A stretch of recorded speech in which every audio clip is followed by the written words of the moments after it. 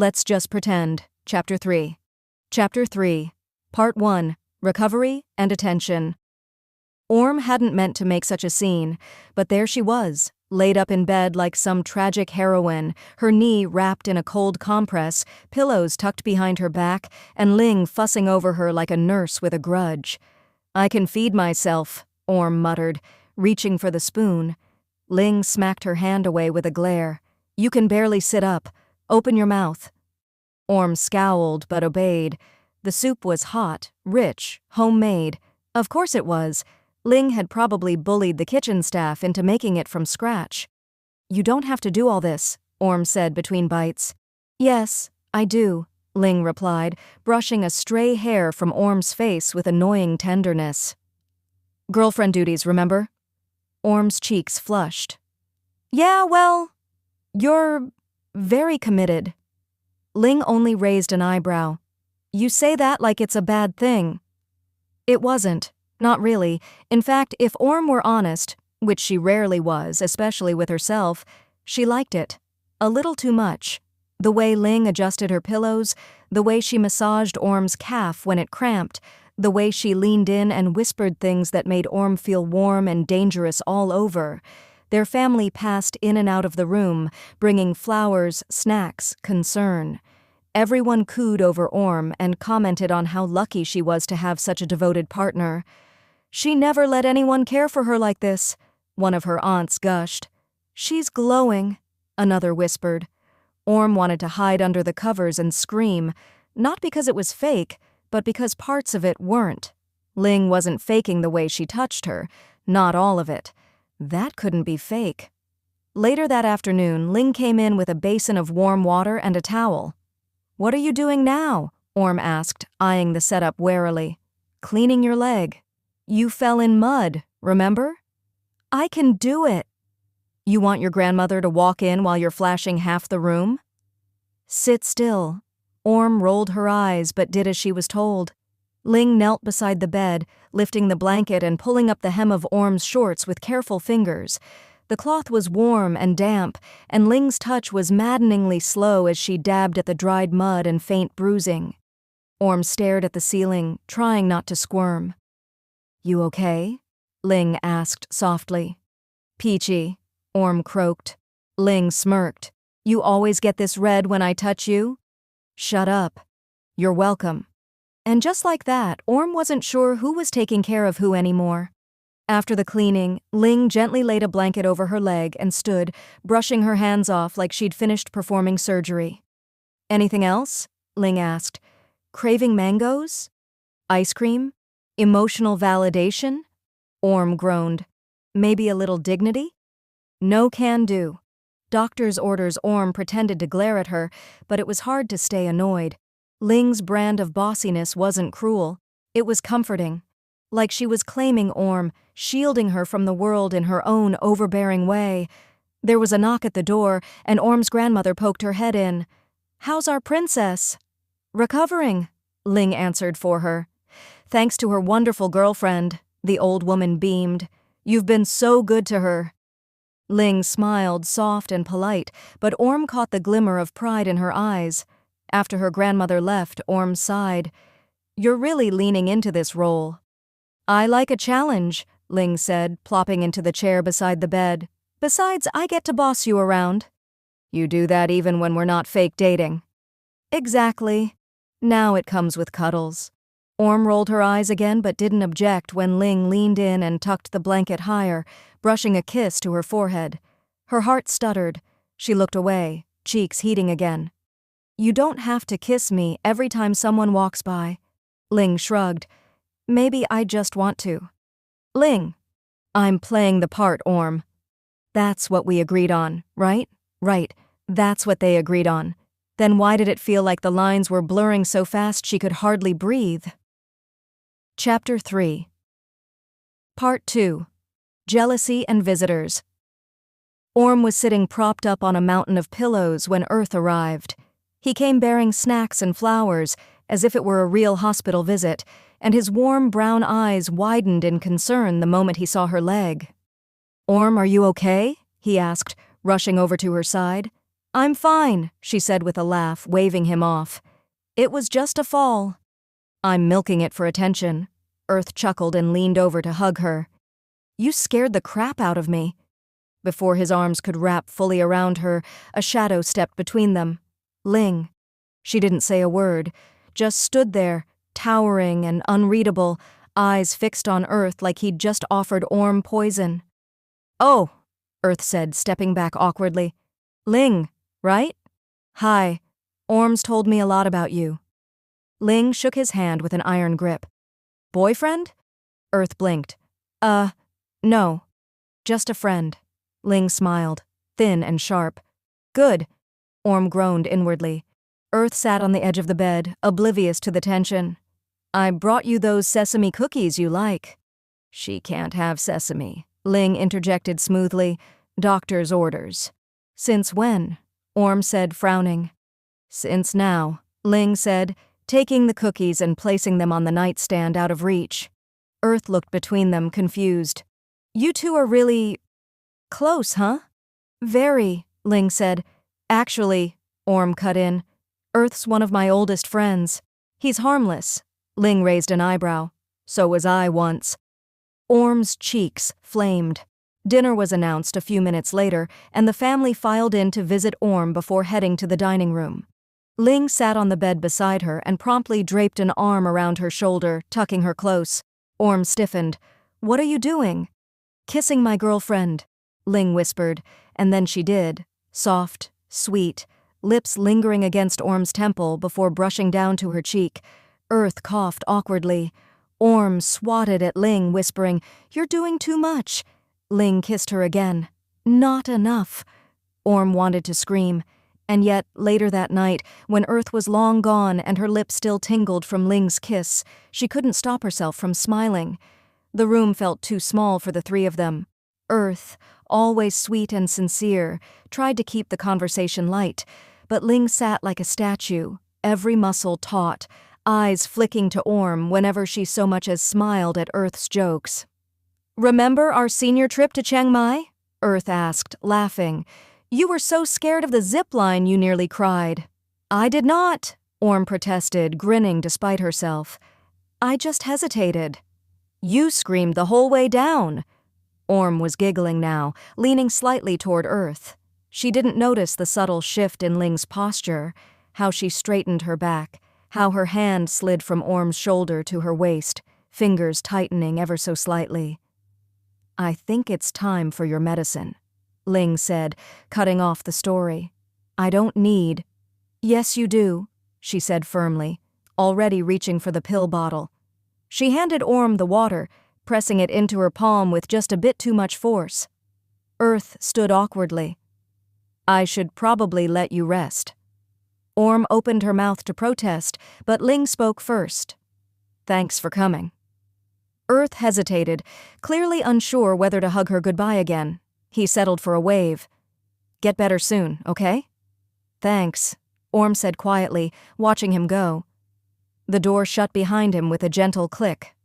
Orm turned to Ling. Really? Ling didn't answer right away. She poured herself a glass of water from the pitcher on the bedside table. I don't like the way he looks at you. He's a friend. So was I, remember?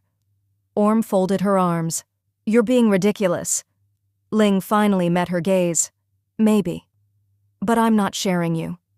The words hit like a stone thrown in a pond, unexpected, sharp, rippling outward. Orm didn't know what to say. Later, as Ling helped her lie back down, fluffing the pillows again and tucking the blanket up to her chest, Orm tried to ignore the flutter in her chest. She hated the possessiveness. She hated that she loved it more. Chapter 3. Part 3. Mixed Signals. The next morning, Orm found herself alone in her room for the first time since the fall. Ling had gone to take a work call, and without her presence, the room felt oddly still. Quiet in a way Orm didn't like. She sat up slowly, testing her leg. It ached, but the swelling had gone down. Ling's constant care, bossy and relentless, had worked. Not that she would admit that out loud. She reached for the juice Ling had left on the nightstand. It had a little sticky note on it with a heart drawn in red pen and the words, "Drink me." Or else Orm snorted. When Ling returned 10 minutes later, dressed in a sleek black blouse and jeans that made Orm's brain stall for a second, she didn't come alone. She had a tray of breakfast balanced perfectly in one hand and a smug smile in the other. "You're going to spoil me," Orm said, as Ling set the tray down and adjusted the pillows behind her. "I'm just being a good girlfriend." "Fake girlfriend," Orm corrected. Ling leaned in close. "Fake doesn't mean I don't know how to take care of you." Orm's breath hitched. "That's what I wanted to talk to you about." Ling raised an eyebrow. "You're overdoing it." Ling froze, just slightly. "Overdoing what?" "The kisses. The hand-holding. The forehead kisses in front of my mom." Ling blinked once. "You said you wanted this to be believable." "There's believable, and then there's you acting like you're actually in love with me." Ling looked at her for a long moment. "Would that be so bad?" Orm's stomach flipped. "It's just confusing." Ling's face softened. "Is it really that confusing? Or do you just not want to admit you like it?" Orm didn't answer. She couldn't, because Ling was right. She did like it. Too much. And that was the problem. Ling leaned down and pressed a kiss to her temple. Not performative, not because anyone was watching. Just soft. Just for her. "I'll tone it down," she whispered, "if it makes you uncomfortable." Orm grabbed her wrist before she could pull away. "I didn't say I hated it." Ling smiled. "Good." Ling sat on the edge of the bed, her knee bumping gently against Orm's thigh. "So, how exactly should a fake girlfriend act then?" Orm opened her mouth, closed it again. Less like you mean it." Ling tilted her head, feigning confusion. "Mean what?" "You know," Orm mumbled, fiddling with a thread on the blanket. "Like you actually care." The words came out sharper than she intended, and she winced the second they left her lips. Ling didn't flinch. "Maybe I do care." Orm looked at her then, really looked, at the way Ling's posture had stiffened, the way her fingers twisted in her lap. Not their usual cocky bravado, not a tease, just honesty, quiet and terrifying. "I don't know what to do with that," Orm admitted. "You don't have to do anything," Ling said gently. "I'll back off." "But I don't want you to back off," Orm blurted. I don't know what this is." Ling leaned closer, her voice low. "What if we stop pretending for a second?" Orm's heart galloped in her chest. "And then what?" Ling brushed her fingers down Orm's arm, barely a touch. "And then nothing. We just breathe." And so they did. They sat in silence for a long time. Ling's hand curled over Orm's. The world outside went on, birds chirping, distant laughter from the gardens, but in that room, it felt like everything had paused. "I don't hate it," Orm finally whispered. "Any of it." Ling didn't smile this time. She just held her hand tighter. "Good." She didn't need to say more. Neither of them did.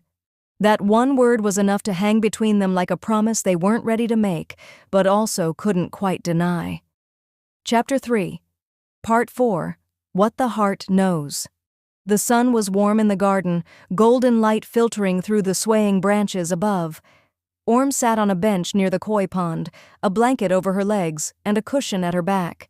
Her great-grandmother sat beside her, humming to herself as she fed the fish crumbs from a cracker. "Ling's taking good care of you," the old woman said suddenly. Orm blinked. "You remember Ling?" Her great-grandmother squinted at her. "She's the one with the pretty eyes and the dangerous smile, right?" Orm laughed softly. "That's her. She watches you like she's scared you'll vanish," the old woman said, tearing another piece of cracker and tossing it into the pond. Orm didn't respond right away. She watched the koi dart for the crumbs, mouths open, scales shimmering. It was easier than looking at her great-grandmother's sharp, knowing gaze. "I don't know what I'm doing," Orm confessed. "With her?" "With everything." Orm picked at a loose thread in the blanket. She's my best friend. I'm supposed to be faking a relationship, but it doesn't feel fake, and that terrifies me." Her great-grandmother was quiet for a moment. "I was engaged once," she said finally, "to a man my parents chose. He was decent, kind. But then I met a girl in the village who made my heart beat like thunder." Orm looked over at her, startled. "She worked at the market," her great-grandmother said, her eyes far away now. "She used to put extra fruit in my basket when no one was looking." "What happened?" The old woman shrugged. "I did what I was told. Married the decent man, had children, lost him to the war, never saw the girl again." Orm swallowed hard. "Do you regret it?" "Every single day," her great-grandmother whispered. "But I made peace with it. You, though, you still have time to choose what's real." Orm stared at her lap. "I think I'm in love with her," she said softly. Her great-grandmother patted her hand. "Sweetheart, that was obvious the moment you started smiling at her soup." Orm laughed, then cried a little, and for the first time in days her chest didn't feel so heavy. Her great-grandmother chuckled, her voice creaky like an old wooden floor. "You know what they don't tell you about love? It's not about butterflies or passion. It's about who you trust when you're hurting, who brings you soup and brushes your hair when you feel like a wreck." Orm swallowed the lump in her throat. "She does that. All of it. And then some." The old woman gave her a sideways glance. "Then what's stopping you?" "I don't know," Orm said truthfully. "Maybe I'm scared that if I say it out loud, it'll ruin everything. What if she doesn't really feel the same? What if it's just part of the act for her?" "Darling, if that girl is acting, she deserves an award," her great-grandmother said dryly. "The way she looks at you? That's not pretend." The wind shifted gently through the trees, rustling the leaves overhead. The koi fish beneath the surface flicked their tails, creating little ripples that reached the edges of the pond and back again. "I used to think love was supposed to be fireworks," Orm murmured. "Explosions. Drama." Her great-grandmother shook her head. "Love is when someone holds your hair while you throw up. Love is sleeping on the floor because you're sick and too hot to share a bed.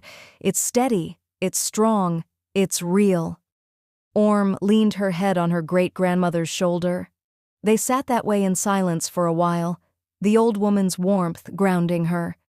"You think I should tell her?" Orm asked. "I think you already have," she replied. Orm looked up. "What do you mean?" "You told me all the ways she makes you feel safe. That's how it starts. Safety, then need. Then one day, you realize you don't want to go a single day without her." Orm didn't say anything after that. She just listened, to the wind, to the water, and to her heart, which was suddenly very loud. Chapter 3. Part 5. The friend who knows Melissa arrived just before sunset, breezing into the room with iced coffee in one hand and a tote bag slung over her shoulder. She wore oversized sunglasses even though it was nearly dark out, and her perfume announced her presence before she spoke a word. "Orm," she cooed, rushing to her side.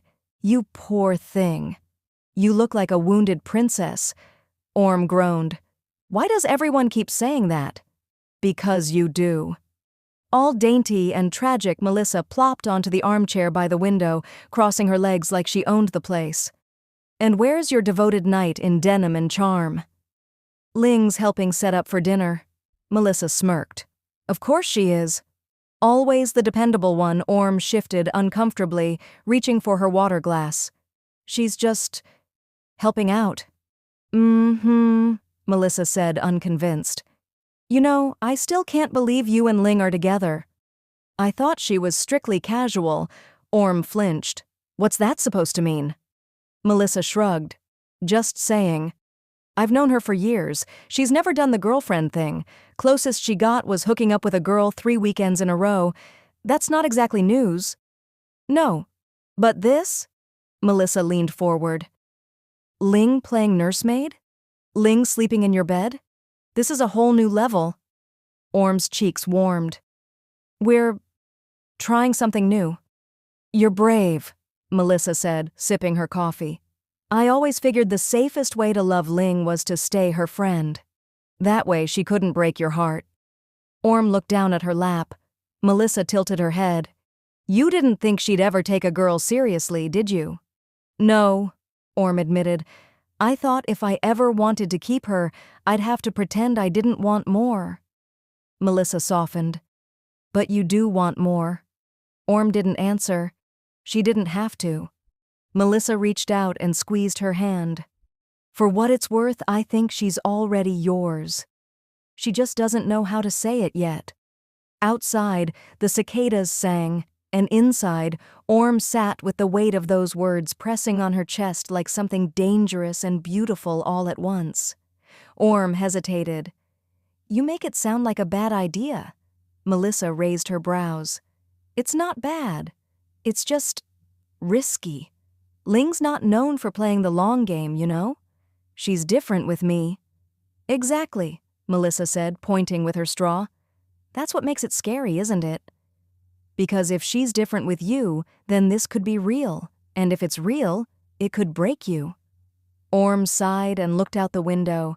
The evening light slanted across the room, painting everything gold. I keep thinking about that night she stayed with me after I fell. She didn't just help me. She stayed. She tucked me in. She made me laugh. Melissa watched her quietly. And I liked it, Orm whispered. I liked how it felt. Safe. Like home.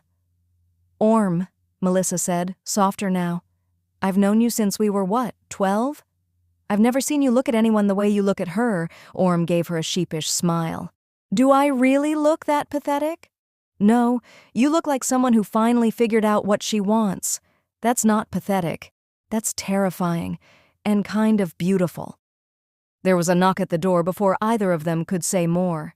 Ling stepped in, tray in hand, carrying 2 plates of food and a bottle of sparkling water tucked under one arm. I figured you'd be hungry, Ling said, eyeing Melissa with wary politeness. Melissa stood. Perfect timing. I was just about to steal her away forever. Ling didn't smile. Not on my watch. Melissa winked at Orm on her way out. Good luck, lover girl. When the door shut behind her, Ling turned to Orm. Everything okay? Orm nodded, suddenly shy. Yeah, just... Talking. Ling set the tray down and handed Orm her plate. Their fingers brushed, and for a second, Orm forgot how to breathe. And maybe, just maybe, that was the moment she stopped pretending.